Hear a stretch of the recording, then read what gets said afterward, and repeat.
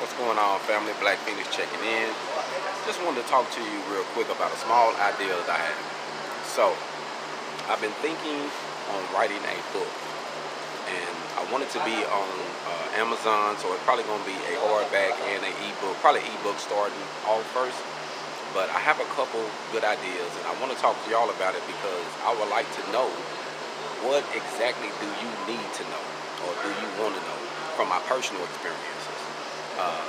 So the ideal of the book that I'm working on, I'm gonna call it "The Independence of Welding" by Black Feniks, and I'm gonna show you how to be independent, or how you can gain independence, or how you can just, maintain and have a good life, and do different things through welding, because doors are endless in the welding technology field.